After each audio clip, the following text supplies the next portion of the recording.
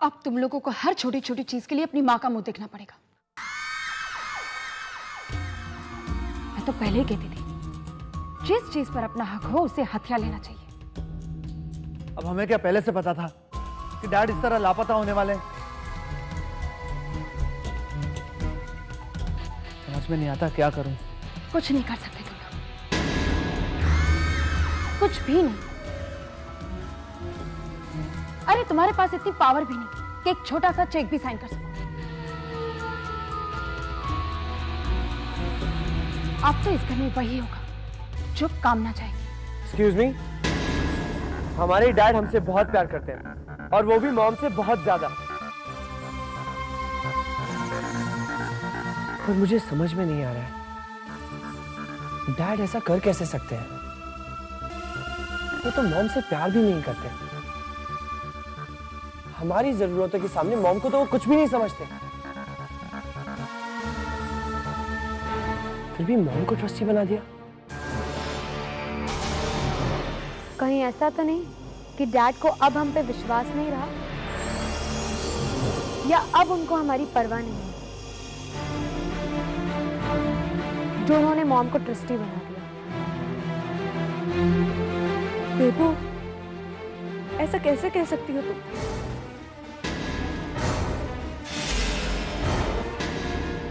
साहब ने आप लोगों के अलावा कभी किसी के बारे में नहीं सोचा। आप लोग जानते भी नहीं हो माजी और साहब आपसे कितना प्यार करते हैं। बकबक बकबक बकबक, नौकरानी हो नौकरानी बन के हो, अपनी औकात मत भूलना सिद्धि। हमारे परिवार के मामले में दखल देने की कोई जरूरत नहीं है।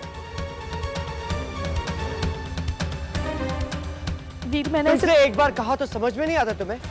मैंने इसे क्या गलत कह दिया? साहब को गए कुछ दिन भी नहीं हुए और आप लोग अभी से पैसों के बारे में बात कर रहे हो।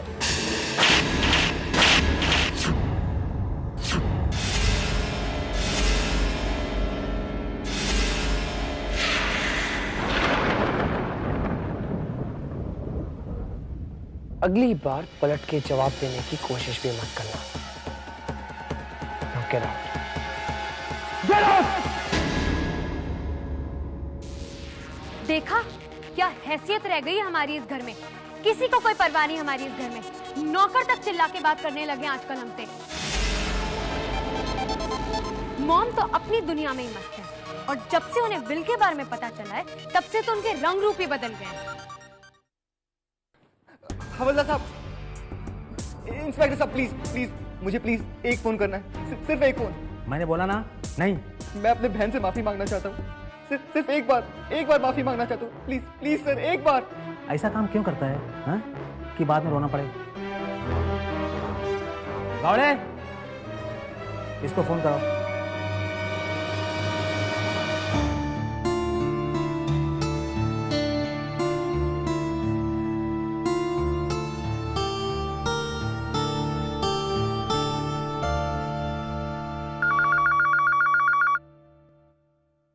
हेलो। हेलो दीदी, दीदी मैं बोल रहा हूँ समर। दीदी मुझे माफ कर दीजिए दीदी, मुझे पता है मुझसे बहुत बड़ी गलती हो गई। दीदी मुझे एक मौका दे दीजिए दीदी, सिर्फ एक मौका, मेरी बात तो सुनिए। हेलो दीदी, आप मेरी बात सुन रही है ना? दीदी आप मेरी बात सुन रही है ना? Hello hello.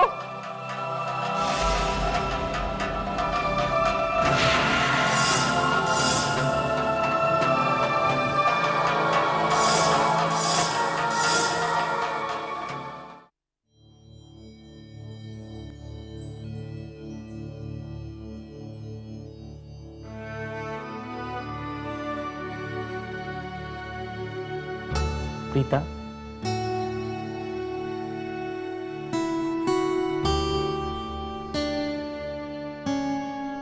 जी भैया।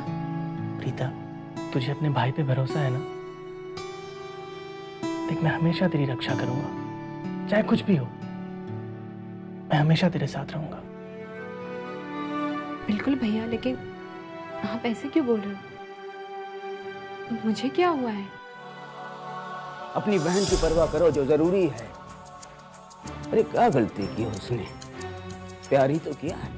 अब प्यार के बदले में उसे धोखा मिला तो इसमें उसका क्या कसूर है, बता। देख, मुझसे कुछ छुपा मत। मुझे सब कुछ पता चल चुका है। बाबूजी ने आपको सब कुछ बता दिया?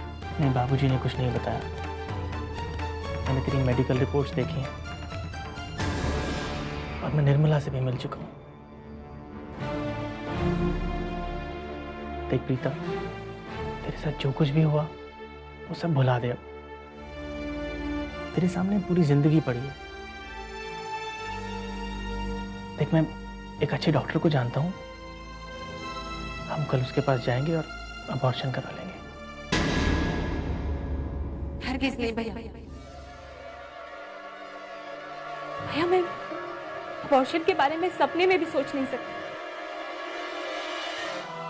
ये बच्चा मेरी गलती नहीं है भैया, ये मेरा प्यार है।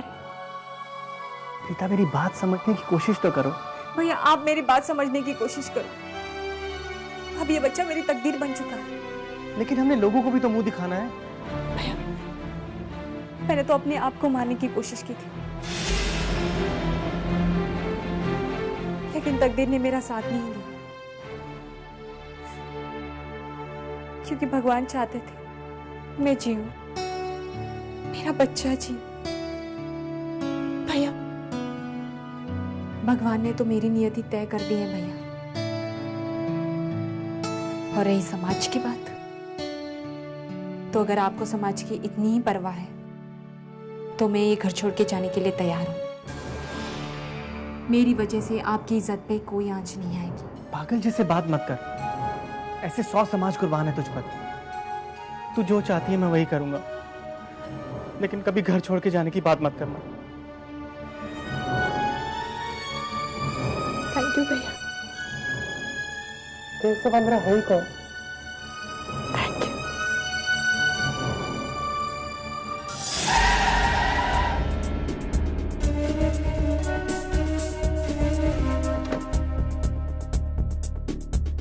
क्या बात है इंस्पेक्टर साहब? मिसेस सहगल, हमें खबर मिली थी कि गुंडों ने डीके साहब को यहाँ छिपा कर रखा था,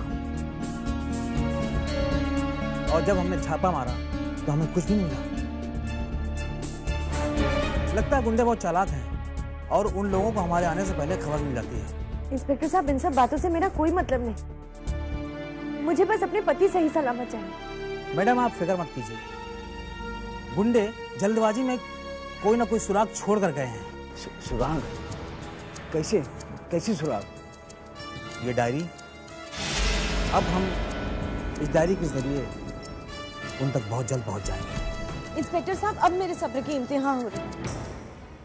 मैं और इंतजार नहीं कर सकती। मेरे पति को ढूंढने के लिए ज्यादा से ज्यादा मैं आपको 48 घंटे दूंगी। 48 घंटे में अगर मेरे पति का पता नहीं चला तो मैं आप लोगों के खिलाफ एक्शन लेने पर मजबूर हो जाऊंगी। प्लीज मुझे मजबूर मत करो। मैं सहगल साहब के लिए कुछ भी कर सकती हूँ।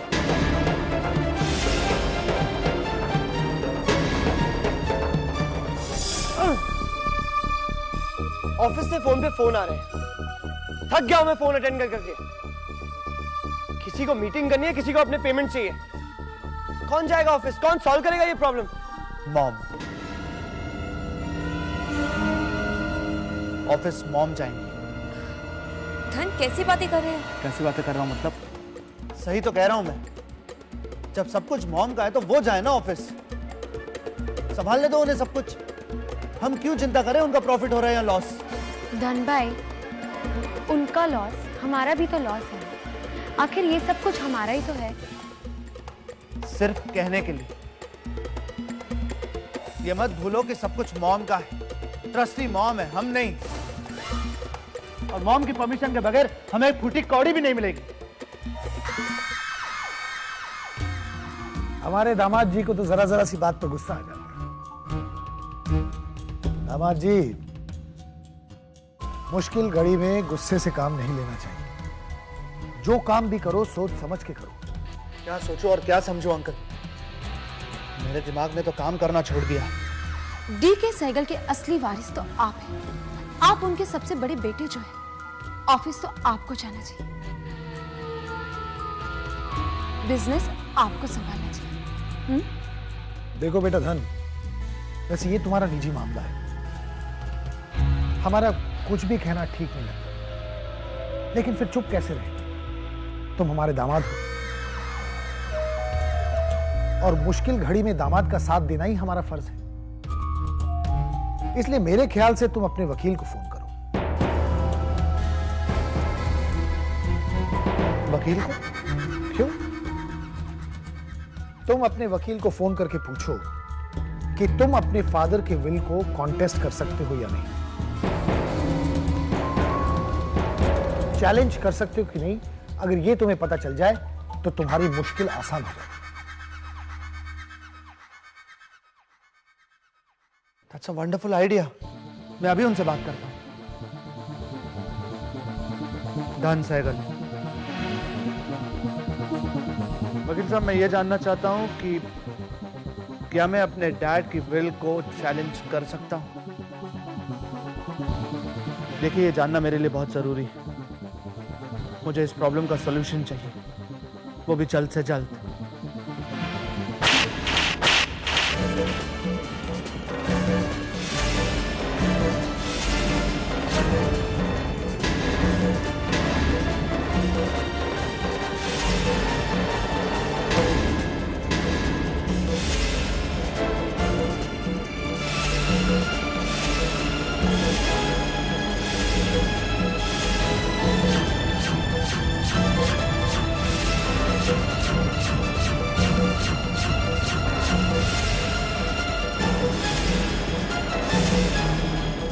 सॉल्यूशन?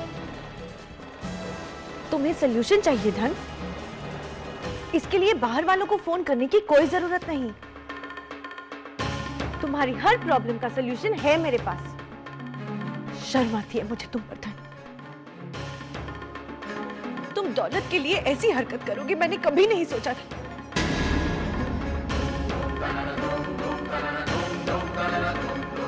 जिस बाप ने तुम्हें पाल पोस कर बड़ा किया, जिस बाप ने तुम्हें इतना प्यार दिया, दुनिया भर की खुशी दी, उस बाप की तुम जरा भी परवाह नहीं करते। तुम्हें चिंता इस बात की है कि उनकी दौलत तुम्हें कितने जल्दी मिलेगी।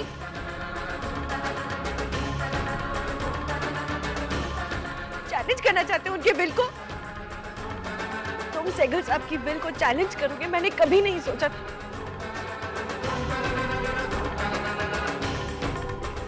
मुझे उनकी दौलत नहीं चाहिए, मुझे सिर्फ उनका प्यार चाहिए था। और जिस प्यार के लिए मैं हमेशा तरसती रही, जब मुझे वो प्यार ही नहीं मिला, तो ये दौलत, ये जायदाद बेमानी है। कोई कीमत नहीं है इस दौलत की मेरे लिए। सहगल साहब ने हमेशा तुम लोगों को ज्यादा प्यार किया, ज्यादा अहमियत दी, तो ये सारी चीजें हक से तुम्हारी है। ये सारी दौलत तुम तीनों की है यार। ये सिर्फ कहने की बात है मॉम, सिर्फ कहने की। ये सब कुछ आपका है, हमारा कुछ भी नहीं। आपकी इजाजत के बगैर हम कुछ नहीं कर सकते, क्योंकि कानूनन ट्रस्टी आप हैं। घर के मामलों में कानून कब से आने लगा था? मैं तो सिर्फ एक ट्रस्टी हूँ। इस दौलत के असली मालिक तुम हो। और फिर भी अगर तुम लोगों को लगता है कि मैं तुम्हारे रास्ते में काटा हूं, तो ठीक है, बोलो कितना पैसा चाहिए, मैं देने को तैयार हूं। लेकिन मुझे लगता है कि सहगल साहब आ जाएंगे। एक गुजारिश है तुम तीनों से, 48 घंटे और इंतजार करो। मेरा यकीन मुझसे कहता है कि अगले 48 घंटों के अंदर अंदर सहगल साहब आ जाएंगे।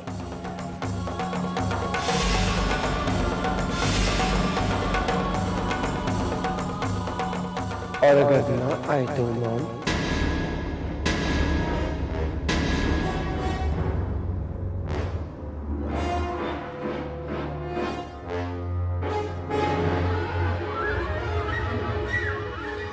तो मैं वादा करती हूँ कि सारी दौलत तुम लोगों के हवाले कर दूंगी।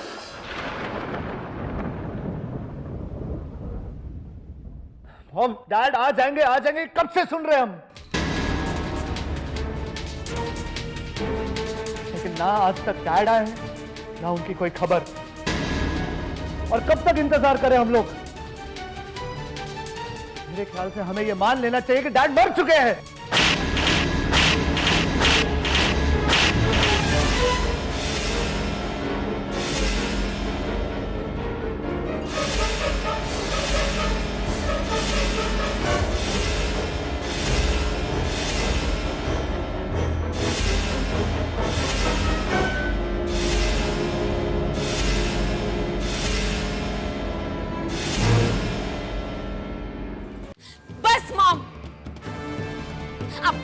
मेरे पति की बेइज्जती कर रही है। तुम चुप रहो।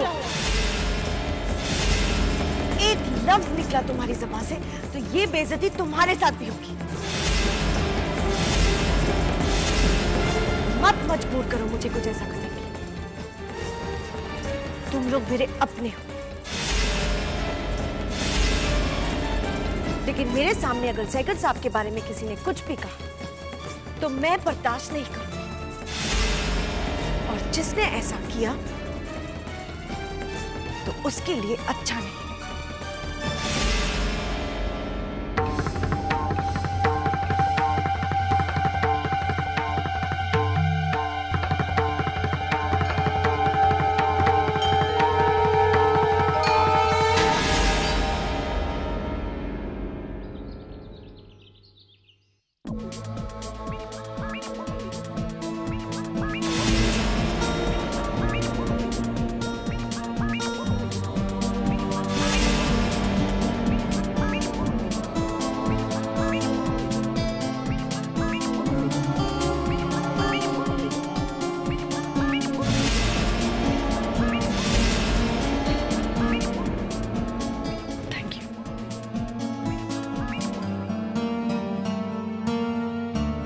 माँ जी,